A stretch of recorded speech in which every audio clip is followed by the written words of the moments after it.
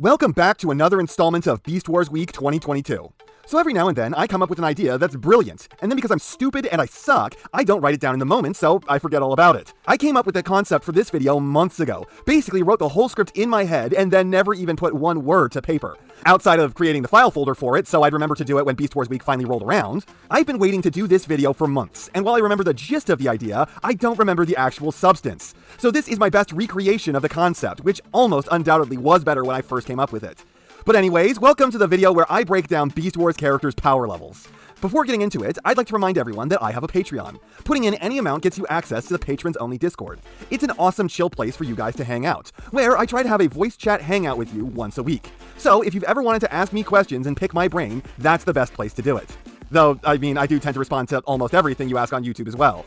Anyways, fighting abilities. So to my mind, Beast Wars characters can be broken up into several variants of fighting types that kind of correlate to the stats on the figure's bios. You have skill-based fighters, who win through their superior combat techniques and active defense, strength-based fighters, who utilize their blatant physical prowess to shrug off attacks and land devastating blows, weapon-based fighters, who use the raw application of gun to win their engagements, and tactics-based fighters, who use their wits to outsmart, outplay, and outmaneuver their enemies. I'm not going to be including stuff like speed though, as there is no character in Beast Wars who is known to get hits on their opponents just because they're faster, and stuff like flight I'm going to include under tactics. So let's start this off by looking at what is without a doubt the most OP character in the show, Optimus Primal.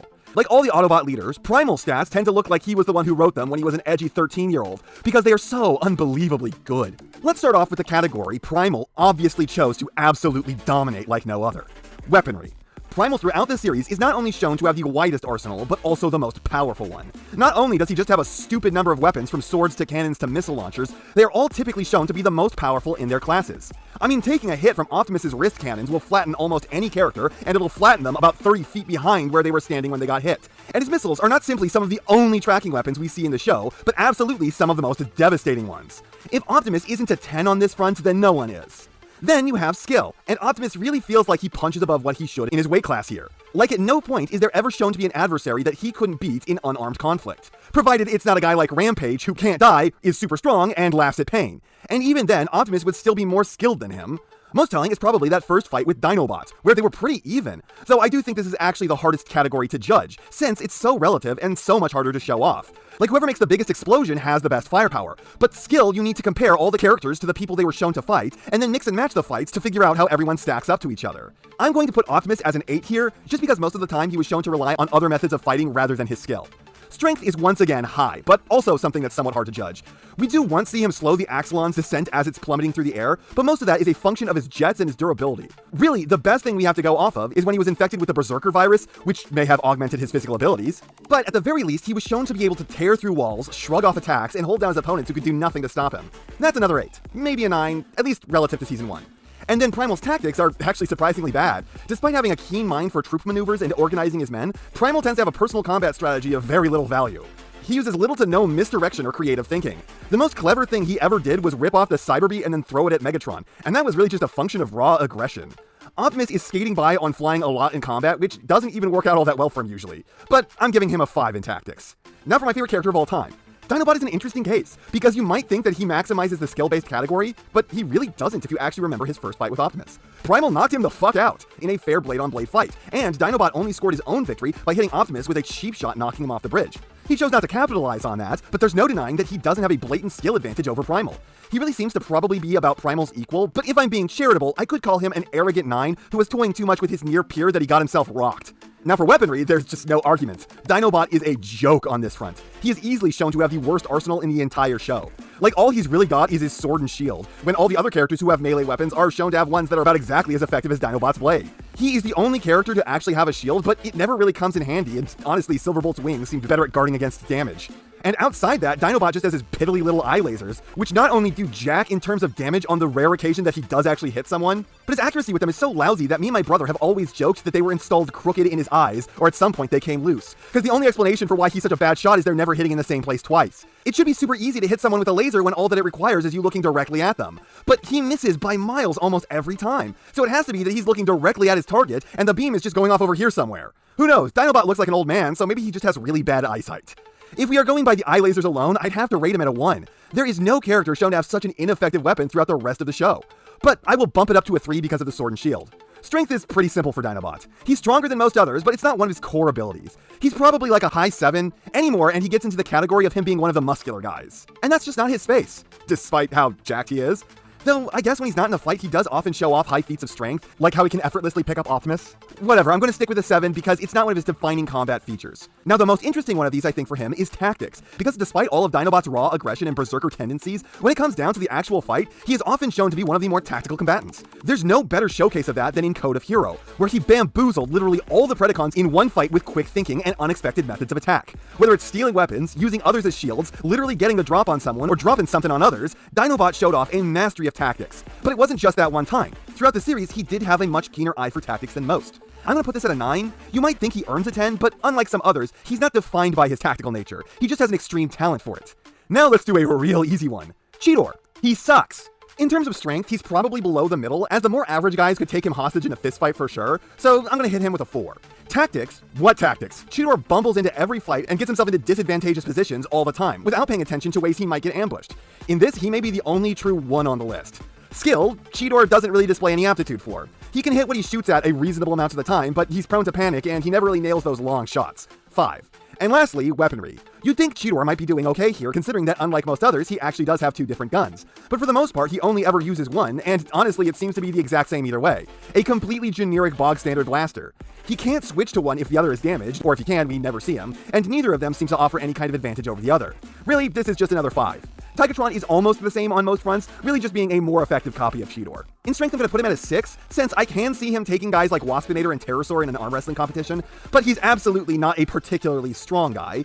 In tactics, Tigatron is obviously going to be better, as he tends to not blunder into every situation, so by default, he is going to be much higher in this category. But honestly, he's doing decently. He knows how to lure his enemies into traps and when to hold off on attacking, so I'd say that he gets a 7. Skill, I wouldn't say that Tigatron gets a lot of opportunity to display. He tends to be a bit more stealthy than Chidor, but every time he tries, he still gets caught, and I'm not sure if this should actually go under tactics. I'd say that 5 is pretty reasonable considering that he never gets a chance to show off. Firepower is also just a bit better than Chidor. He has the same gun, but also some mildly effective wrist rockets he really only ever used once. And while it's not clear if they can track to the target, they at the very least can arc over something, giving him an indirect method of attack, which has its utility. So we'll go with a 6. But I'd be willing to go up to a 7 if only Tigatron used those wrist rockets more. Then there's Airazor, who's difficult. Of all the Season 1 Maximals, she's easily the character with the least screen time and the fewest fights. She has an initial confrontation where she gets to show off, but mostly fades into the background in anything but a supporting role. For weaponry, she really only has her wrist-mounted micro-missiles. They're shown to be very powerful, obliterating Pterosaur, but she almost never uses them. They only seem to be able to travel in a straight line, so they're about the same as blasters. Really, it just seems like she has 2 of them and that they have a high rate of fire. I'll rate these as a 7, but man, I wish I had more to go off of. And that's for the most part it for how I can rate Airazor. She never gets into a fist fight to show off her strength outside of that one time she sucker punches Black Arachnia for saying something snarky, which does knock Black Arachnia out. So I feel like 5 is more than fair on that. She also never really got into a hand-to-hand fight, so she doesn't really get to show off that skill either. So this I'll rank as question mark, since we have literally no idea. And as for tactics, the few fights she does get into, she doesn't do anything special except continually fly out of melee range. So that's a 6. I really wish I had more to rank her off of, but she just doesn't have enough presence. Now Rhinox is obviously going to be the guy in Season 1 who gets that 10 in strength. No one personifies the strongman of Beast Wars quite like him. And while sure, after Season 1, guys like Rampage with actual superpowers show up, so even this level of strength falls by the wayside, Rhinox is still the only character who can cow literally everyone else in the first season with a pure act of strength. So he is maxing out the Season 1 chart for sure. What might surprise anyone who didn't watch Beast Wars, though, is that the strong guy was also the smart guy, and in combat, he tended to be a very tactical fighter. Knowing the value of cover in a fight, being able to predict enemy flanking maneuvers, and able to wield the environment against his enemies. This is something that I actually love a lot about Beast Wars. Most of the combatants were some level of tactically savvy. Very few of them relied solely on physical advantage to win their fights. It makes for a lot more interesting battles when everyone is trying to outplay each other.